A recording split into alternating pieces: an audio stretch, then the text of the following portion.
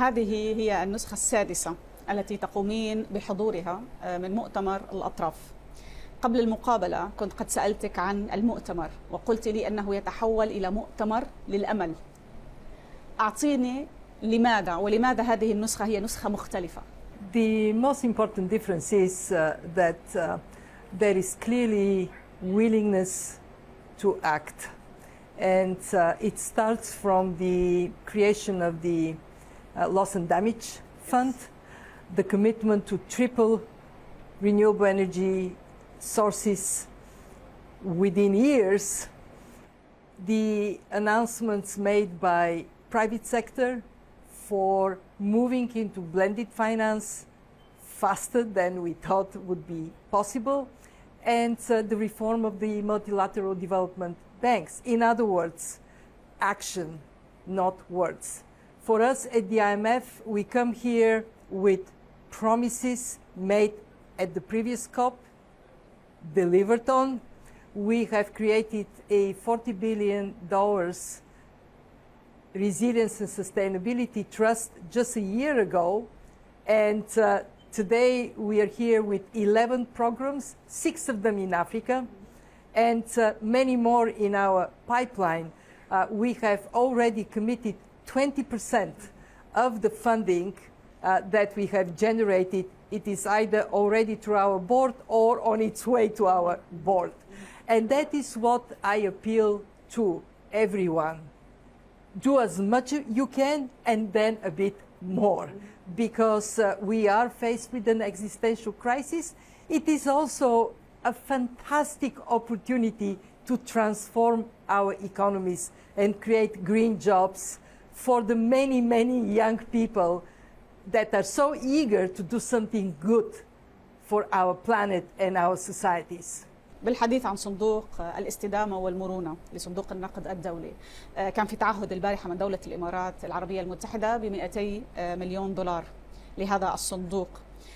أريد تقييمك لكل المساهمات ولكل المبادرات التي تم إطلاقها في الأيام الأولى للمؤتمر، تقييم صندوق النقد الدولي لها. Let me express my deepest gratitude to UAE for the announcement of $200 million to be added to our resilience and sustainability trust, as well as for the announcements made on $30 billion Altera fund, which is exactly in the direction we need to go. Create a river of money to go into especially emerging markets and developing economies in a way that transforms how economies work. Overall, I think a lot is being now advanced, but we do have to step even further up. And I want to make one specific plea. It is to accelerate the adoption of carbon price, because this is the most powerful incentive to move faster already in the next years to decarbonize our economies. بالحديث عن موضوع تسعير الكربون، وهو يمكن من الأمور المهمة لملف خفض الانبعاثات، والذي يعد ملف مركزي لمؤتمر الأطراف كوب28 ولصندوق النقد. مع ذلك هناك نقاش كبير حول هذا الموضوع بالتحديد.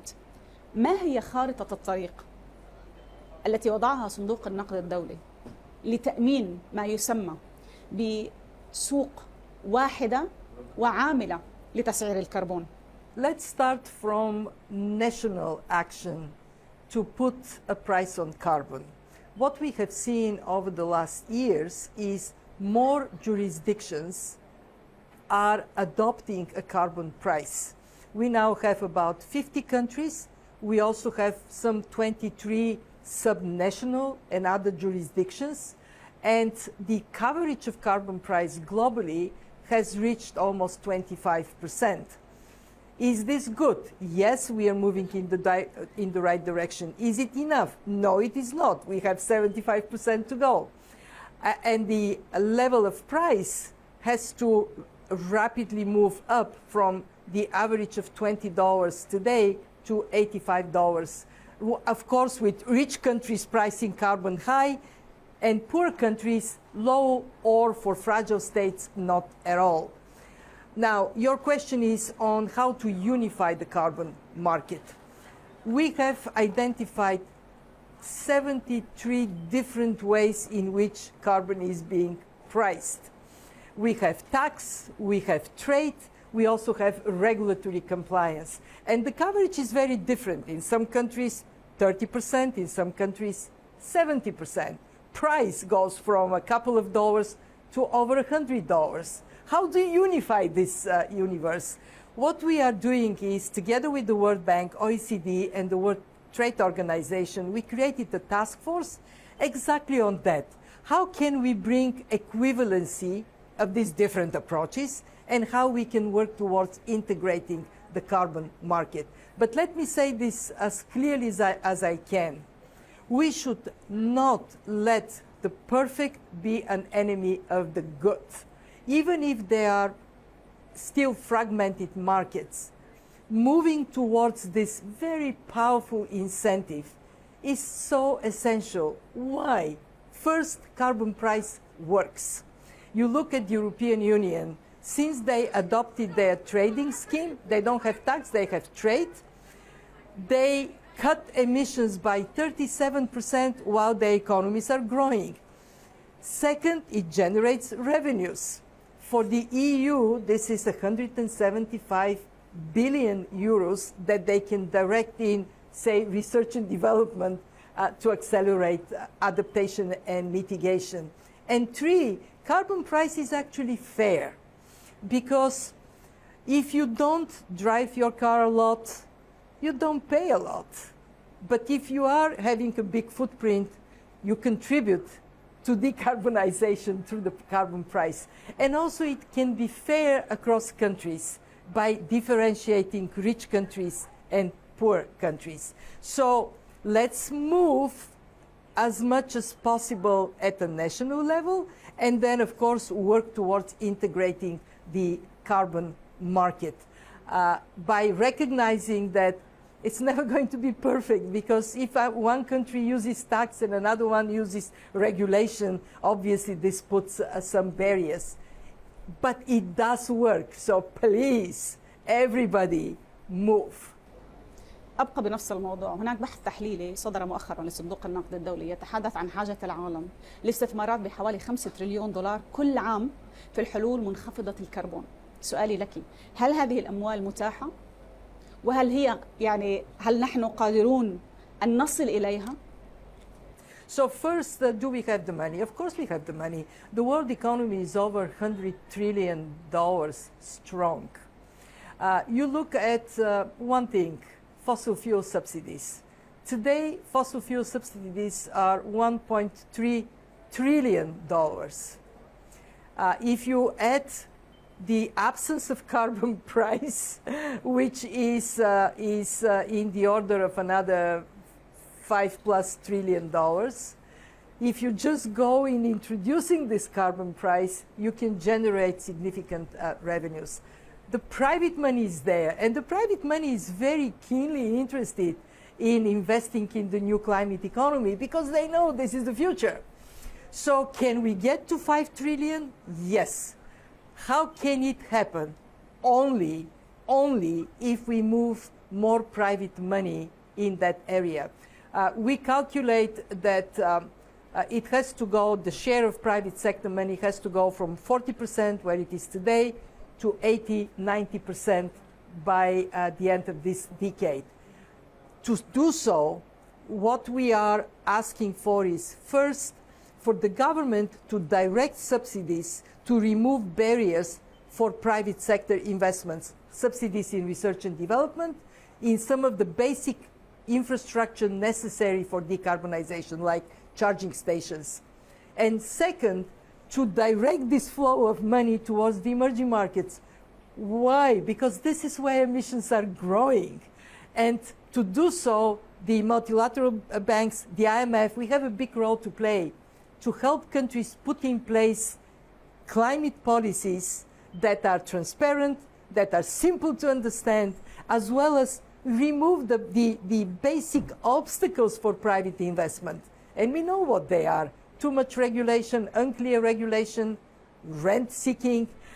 The IMF takes a big step towards expanding our role in helping countries unleash the private sector potential for climate investments. التقيت بالرئيس المصري عبد الفتاح السيسي، أخبرينا أكثر عن ما تم النقاش بشأنه إن كان على الإصلاحات الاقتصادية المصرية، وبالتأكيد الموضوع المثير للجدل اليوم وهو مرونة سعر الصرف.